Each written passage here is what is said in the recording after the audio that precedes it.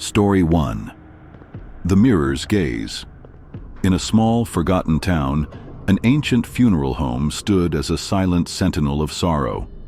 Its walls, clad in dark, time-worn wood, whispered tales of countless farewells. On this particular evening, a private service unfolded within its dimly lit chambers, where Father Daniel, a priest with a weathered face and steady hands, spoke final blessings for Mr. Victor Grayson, a man renowned for his relentless pursuit of physical perfection. The funeral home exuded an air of antiquity. Its high ceilings loomed overhead, adorned with cobwebs that swayed faintly in the draft. The floorboards groaned underfoot, protesting every step with a mournful creak. Chandeliers, their crystals dulled by years of neglect, dangled from above, casting a feeble amber glow that barely reached the corners of the room. The scent of wilting roses and polished oak hung heavy, mingling with the musty breath of age. At the far end of the hall, an ornate mirror dominated the wall. Its gilded frame, etched with curling vines, gleamed faintly, though the glass itself bore the haze of time, warping reflections into ghostly distortions. Father Daniel's voice, soft yet resonant, carried through the stillness as he addressed the handful of mourners, close kin draped in black, their faces shadowed with grief. Mr. Grayson lay in an open casket, his features meticulously arranged, hair smoothed to a glossy sheen, suit pressed to razor-sharp precision. Even in death, he seemed to demand flawlessness. As Father Daniel recited a prayer, his eyes drifted to the mirror. It was an idle glance, a momentary lapse in focus, until he froze. There, in the clouded glass, stood Mr. Victor Grayson, not the lifeless form in the casket, but a living image, upright, poised, gazing back with an unnerving calm. He lingered beside his own remains, a spectral figure in a pristine suit. Father Daniel's breath caught, his words faltering mid-sentence. He blinked, and the reflection vanished, leaving only the empty room staring back. Rattled but determined, he pressed on with the service, his heart pounding beneath his robes. The mourners seemed oblivious, lost in their private sorrows. When the final amen was spoken, they shuffled out, their footsteps echoing like a fading heartbeat. Father Daniel lingered, gathering hymnals and adjusting the flowers, when voices drifted in from the hall. The family had gathered just beyond the doorway, their tones hushed but animated. Victor was always like that, one said. A sister, perhaps, her voice tinged with exasperation. He'd spend hours in front of the mirror, fussing over every detail. Heaven forbid a wrinkle marred his shirt. Another chimed in, a nephew by the sound of it. Once he missed a dinner because his cufflinks weren't symmetrical, said he couldn't be seen like that. Laughter followed, brittle and bittersweet, painting a portrait of a man enslaved by his own image. Father Daniel paused, the words sinking in. He glanced back at the mirror, its surface now reflecting only the flickering chandelier light. Had he truly seen Mr. Grayson, or had his mind conjured the vision from the family's tales? He approached the glass, peering into its depths. His own face stared back, lined, weary, questioning. No trace of the figure remained, yet a chill prickled his skin, as if the air itself remembered the presence. He had served as a priest for 32 years, guiding souls through life's end with unwavering faith. He'd witnessed tears, confessions, and quiet miracles, but never anything like this. The funeral home, with its oppressive stillness, seemed to close in around him. Was it possible that Mr. Grayson's spirit had lingered, tethered by a need to oversee his final presentation? Or had the dim light and heavy atmosphere played a cruel trick? As he locked the creaking doors behind him, the night stretched out in silence, the town swallowed by shadows. Walking home beneath a starless sky, Father Daniel's thoughts churned. He pictured Mr. Grayson, not the corpse, but the man, fastidious, proud, perhaps tormented by a need he could never satisfy. What drove such obsession? A fear of judgment? A hunger for control? And if he had appeared, what did it signify? A plea for approval, even from the grave? The questions gnawed at him, defying the certainties he'd built over decades. He'd always trusted in the soul's ascent, in a realm beyond the material, but this felt raw, immediate. The mirror's gaze had pierced that veil, if only for a moment. He wondered if Mr. Grayson, in life, had ever found peace beneath his polished exterior, or if death had merely sharpened his fixation. Back in his modest quarters, Father Daniel sat by a flickering lamp, the memory replaying like a stubborn echo. He considered confiding in someone, the deacon perhaps, but the words felt too fragile, too strange. Instead, he kept the burden to himself, a private weight to carry alongside his prayers. The family deserved their memories untainted by ghost stories, and Mr. Grayson, whatever his fate, deserved rest. Sleep came fitfully that night, shadowed by dreams of clouded glass and fleeting shapes. In one, he stood before the mirror again, its surface rippling like water. A figure emerged, not Mr. Grayson, but himself, younger, unlined, staring with eyes that knew too much. He woke with a start, the room cold and still.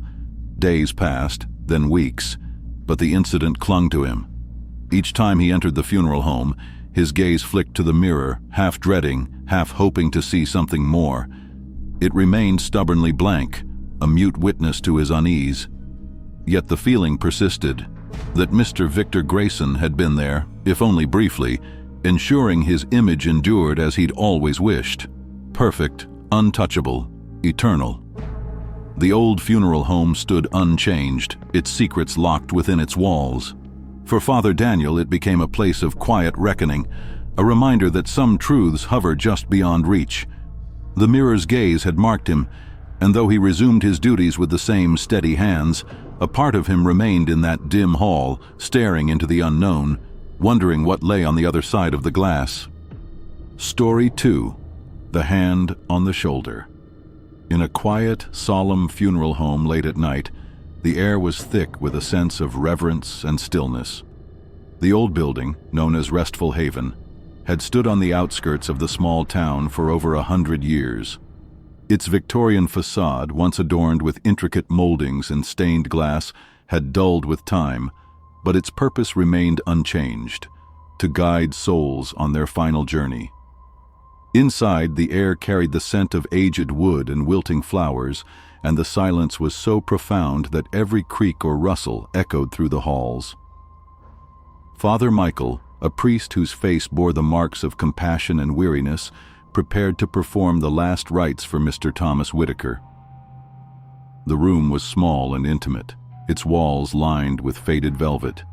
A single candle stood on a nearby table, its weak flame flickering, casting long shadows that danced across the room, making it feel both empty and strangely full of unseen presence. Mr. Whitaker lay in his casket, his face serene, as if he had finally found the peace that had eluded him in life. Father Michael knew this man well, a quiet, devout soul in his own way, but one who carried a secret he had shared only in their final conversation.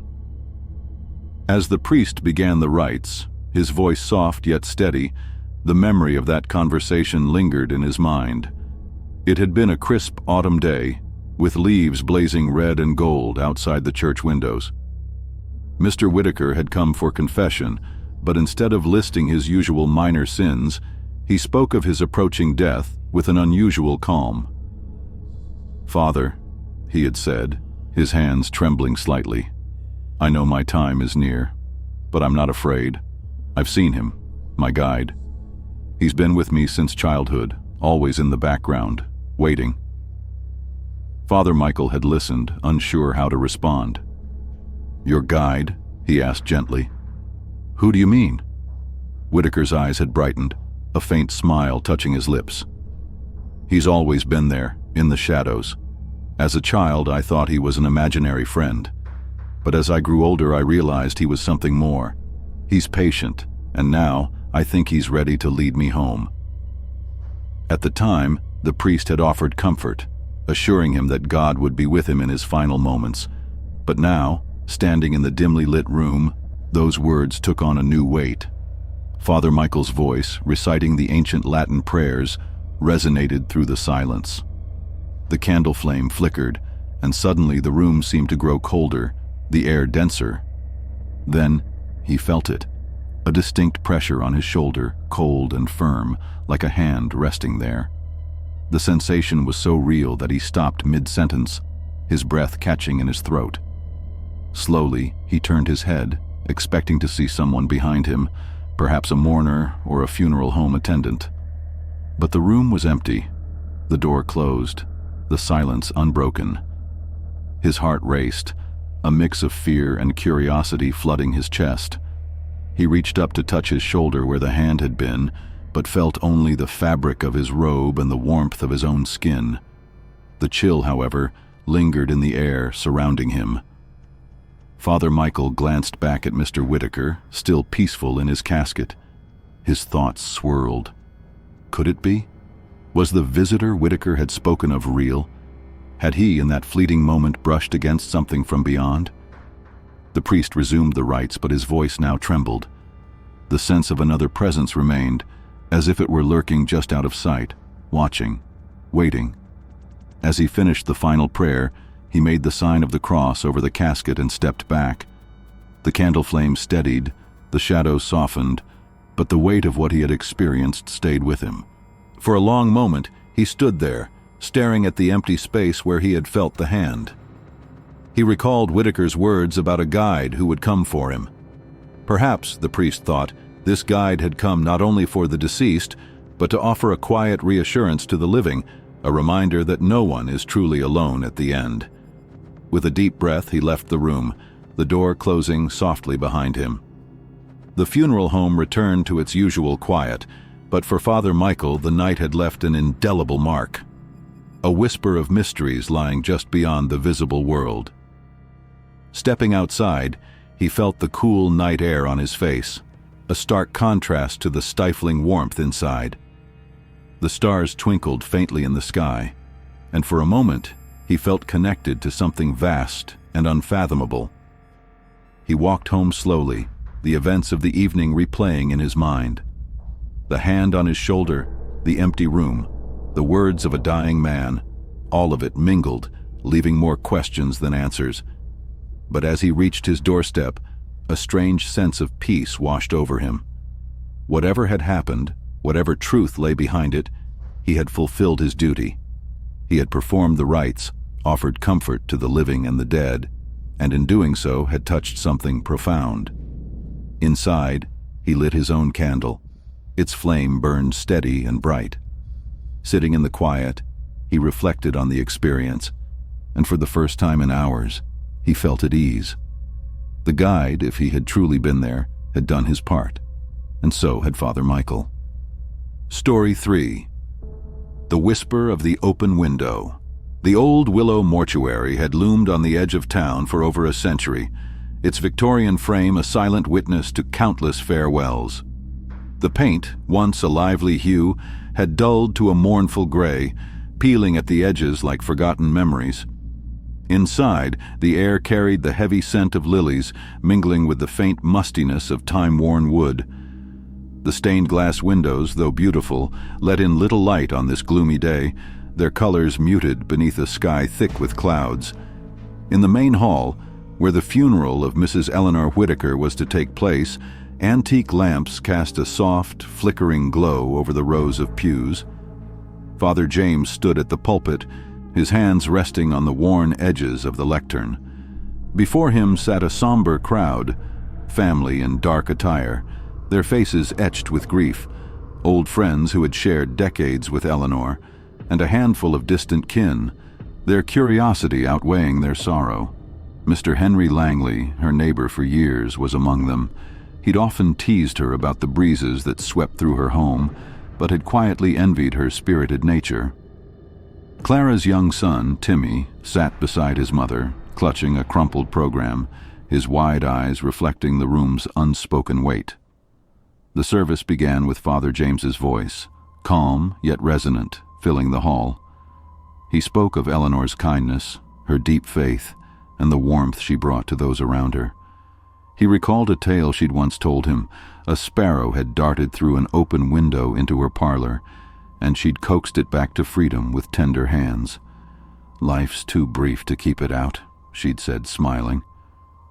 That memory lingered with him now, her voice as vivid as the day she'd spoken. Years before, on a crisp autumn afternoon, Father James had stopped by her house. Every window was flung wide, letting the breeze dance through the rooms despite the chill. "A closed window is a closed heart," she'd declared, her eyes twinkling with mischief. He'd laughed then, charmed by her philosophy. Today those words echoed differently, heavy with meaning he couldn't yet grasp. As he reached the final blessing, the air in the hall thickened, pressing against the walls in an unnatural hush. Then, without warning, a frigid gust surged through the room. It defied reason. The windows were sealed, the doors shut tight, yet the velvet drapes thrashed wildly, as if caught in a tempest. The temperature plunged, and the candles on the altar sputtered out, their flames snuffed by an invisible hand. Father James's breath clouded before him, and a ripple of gasps spread through the mourners as they pulled their coats closer. His gaze snapped to the casket, resting solemnly on its platform. It quivered, a faint, eerie tremor, and the polished oak let out a soft groan. For a fleeting moment, he swore it slid a fraction to the side, though doubt gnawed at his certainty. Whispers of alarm rose from the pews. Some clasped their hands, murmuring prayers against the unknown. Just as abruptly, the wind vanished, leaving the room still once more. The drapes fell limp, and the candles flickered back to life. Yet the tension remained, a shadow over the gathering. As people shuffled out, their eyes darted to the casket, half expecting another sign. Clara lingered, gathering wilted flowers from the altar. When she approached Father James, her voice trembled. "Did you feel it, Father? That wind? It was like Mother always said, life bursting through the windows." Her eyes shimmered with tears and something else. Hope, perhaps. "Maybe she's telling us she's still here." Later, at the cemetery, the casket descended into the earth under a sky beginning to clear. A warm breeze stirred the trees, carrying the sweet scent of blossoms. Clara smiled faintly, brushing a tear away, as if sensing a farewell in the air. That night, Father James sat by his fireplace, the day's strangeness replaying in his mind. He'd spent his life rooted in faith, yet this challenged the neat boundaries he'd drawn between the living and the departed. Could a soul reach back through that divide? The thought unsettled him, yet it also warmed him, like the fire's glow against the dark. The next morning he met Father Michael, a younger priest with a practical bent. "A draft, surely," Michael said, sipping his coffee. "Old buildings leak." Father James shook his head. No, it was more. It had intent. Michael arched a brow but let it drop, respecting the older man's quiet certainty. By evening, as the flames danced in his hearth, Father James felt a smile tug at his lips. Eleanor had lived with an open heart, welcoming every gust of life. Perhaps in death, she'd flung wide one last window, her spirit whispering through the chill to say she'd never truly left. Story 4. The Silent Microphone. The old oak funeral home had stood on the edge of town for over a century, its aged wooden exterior bearing the marks of time. Inside, the air hung heavy with the fragrance of lilies and the hushed tones of mourners offering their sympathies. The pews, polished smooth by years of use, were filled with people from all walks of life, united in their shared purpose, to bid farewell to Mr. Samuel Jenkins, a man whose quiet generosity had left an indelible mark on the community. Father Michael smoothed his collar and inhaled deeply, steadying himself for the eulogy. He had known Mr. Jenkins for more than 20 years, a friendship built on shared conversations and mutual respect, and the responsibility of capturing his essence in words felt monumental. Approaching the podium, he tapped the microphone lightly, expecting the familiar hum of amplification. Instead, silence greeted him. He tapped again, harder this time, but the device refused to respond. A ripple of irritation stirred within him as he signaled for help. Mr. Thompson, the funeral director, bustled over, his hands deftly checking cords and switches. "This makes no sense," he grumbled under his breath. "It was fine just this morning." Together they fumbled with the equipment, but the microphone remained mute. Father Michael's palms grew damp, and the soft rustling of the crowd amplified his unease. He was moments away from abandoning the technology altogether when Emily, Mr. Jenkins's niece, stepped forward. She was a young woman with a calm, steady presence, her connection to her uncle evident in the gentle resolve in her eyes. "May I speak?" she asked quietly. Father Michael nodded and retreated a step. As Emily opened her mouth, the microphone sprang to life, her voice cutting through the room with startling clarity. "Uncle Samuel wasn't one for long speeches," she began, but his words carried weight. He had this rare ability to make you feel like you mattered. The mourners stilled, hanging on her every syllable. Father Michael stood transfixed, a blend of relief and astonishment settling over him. When Emily concluded her tribute, the family approached Father Michael, their faces a mix of grief and gratitude. Amid the murmured reminiscences, Mrs. Jenkins, Emily's mother, shared a detail that struck him like a quiet thunderclap. Samuel lived with a deep fear of being misunderstood or ignored. He fretted constantly that his thoughts would be lost or twisted. Emily nodded. "He chose his words so carefully. Maybe that's why the microphone failed you, Father. Maybe he needed me to be his voice today." A shiver traced Father Michael's spine. "Maybe so," he whispered, the possibility lingering in the air like a faint echo. The service gave way to a procession toward the cemetery, where Mr. Jenkins would find his final rest. The sky loomed gray and heavy, a fine mist falling as the group encircled the gravesite. Father Michael offered a brief prayer, his voice unwavering despite the damp chill seeping through his robes. As the casket descended, Emily stepped forward, laying a single white rose atop it. "Rest well, Uncle Samuel," she murmured. "Thank you for everything." The crowd thinned, mourners drifting away under a canopy of umbrellas that dotted the haze like somber blossoms. Mr. Thompson clapped a hand on Father Michael's shoulder. "Odd day, huh?" he said, his forehead creased. "That microphone business, I've never seen anything like it." Father Michael gave a slow nod. "Strange indeed, but perhaps it was no accident." Mr. Thompson shrugged. "Could be. Take care, Father." As Father Michael made his way to his car, the clouds began to part, and a shaft of sunlight pierced through, gilding the wet grass with warmth. He paused, a faint smile tugging at his lips, a flicker of peace taking root. Later that evening, in the stillness of his study, Father Michael replayed the day's events. His mind drifted to a memory from a brisk autumn afternoon years prior. He and Mr. Jenkins had sat on the latter's porch, cradling mugs of hot cider as golden leaves spiraled to the ground. "Samuel, do you ever wonder what comes after this life?" Father Michael had asked, his tone pensive. Mr. Jenkins had let out a soft laugh. "Every day, my friend. I think our spirits endure somehow, keeping watch over those we hold dear, or maybe finding a different kind of calm." Father Michael had grinned. "That's a comforting thought." Leaning closer, Mr. Jenkins' eyes had sparkled with mischief. "And who's to say we can't nudge things along from up there?" They'd chuckled together, the idea a playful jest, until now, when it felt eerily prescient. The microphone's refusal to work, Emily's flawless delivery, and Mr. Jenkins's dread of being unheard, it all wove together in a pattern too deliberate to dismiss as chance. Father Michael leaned back in his chair, a quiet contentment settling over him. Mr. Jenkins's legacy would endure in the hearts of those who cherished him, his influence rippling outward like a stone dropped in still water. Perhaps in some mysterious way, Mr. Jenkins had orchestrated one final act, ensuring his voice rang true through the one he trusted most. For Father Michael, it was a gentle affirmation that the ties forged in life could stretch beyond the grave, whispering through the silence. Story 5. The Silent Observer.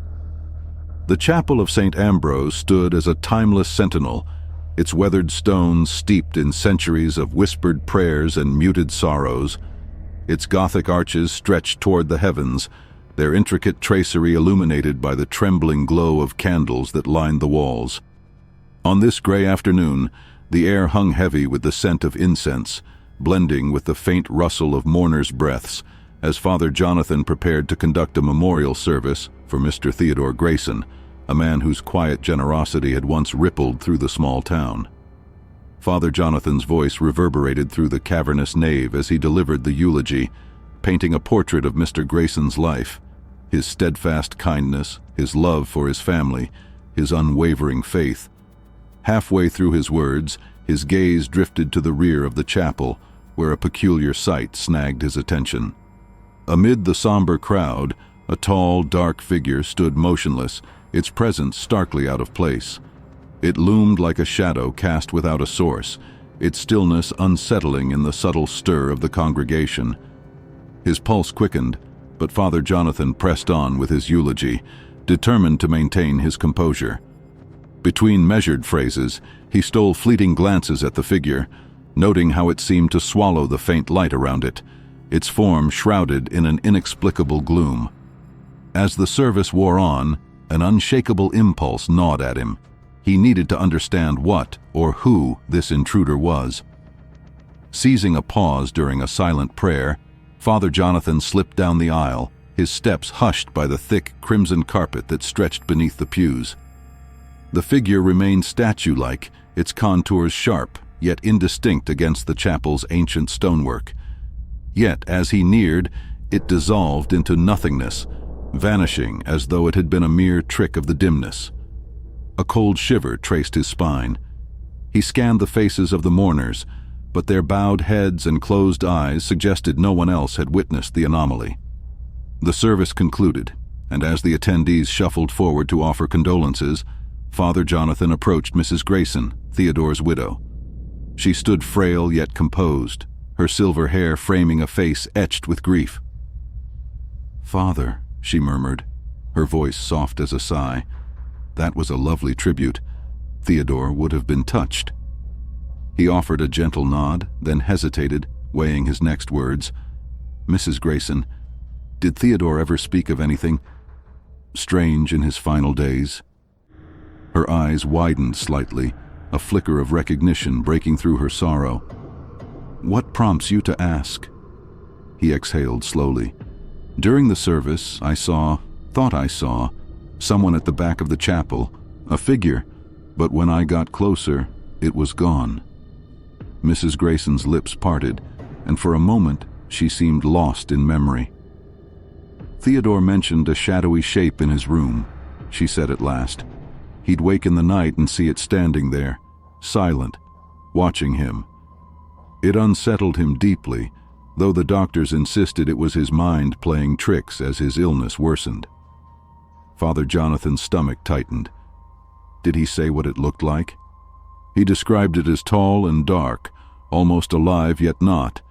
He swore it was waiting for him, though he couldn't say why. The words hung between them, heavy and cold. Could the figure he'd glimpsed be the same specter that had haunted Mr. Grayson? The thought burrowed into Father Jonathan's mind, stirring questions about the fragile divide between the living and the departed. In the days that followed, the encounter clung to him like damp mist. Seeking clarity, he delved into the chapel's past, unearthing tales buried in dusty parish records. Whispers of apparitions had long shadowed St. Ambrose. Some claimed it rested atop an ancient burial ground. Others spoke of a curse woven into its foundations, binding restless souls to its walls. Each story deepened the unease that coiled within him. One evening, alone in his study, Father Jonathan pored over a brittle tome when a passage leaped from the page. "The silent observers, tethered by unfinished deeds, dwell in the shadows, gazing upon the living until their purpose is complete." His hands trembled as he shut the book. Was Mr. Grayson bound by some unresolved thread? Or was this figure a portent, a whisper of something yet to unfold. Driven by a mix of dread and determination, he resolved to return to the chapel after nightfall, when silence reigned and the boundary between worlds was said to thin. With a lantern in hand and his faith as a shield, he pushed open the creaking door, its groan echoing into the void. The air inside was frigid, the stillness oppressive. He advanced down the aisle, the lantern's glow casting jittery shadows across the pews. Then a flicker, a hint of motion. There, in the same spot as before, the dark figure stood once more. Father Jonathan's breath hitched. He lifted the lantern, but its light faltered, consumed by the figure's inky depth. "Who are you?" he demanded, his voice quaking in the vastness. The figure offered no reply, its presence a paradox of menace and melancholy. Slowly it began to fade, melting into the darkness until only emptiness remained. The encounter haunted him still as he confided in Father Thomas, a colleague whose steady pragmatism often grounded him. Could it have been the light or exhaustion? Father Thomas mused, brow furrowed. Father Jonathan shook his head. It was too vivid, and its tie to Theodore's words, it's beyond coincidence. Father Thomas rested a hand on his shoulder. Some mysteries defy our grasp. Perhaps it's a nudge to accept the unknown. Though he nodded, doubt lingered in Father Jonathan's chest. He resumed his duties, yet the memory of the silent observer endured, a quiet specter in his thoughts, urging him to question the veil that separated life from what lay beyond. Weeks turned to months, and gradually he found a fragile peace. Perhaps the figure wasn't a threat, but a sentinel, keeping vigil over those left behind, ensuring no soul crossed alone. The chapel of St. Ambrose stood as it always had, its stones cradling secrets only the silent observers could fathom.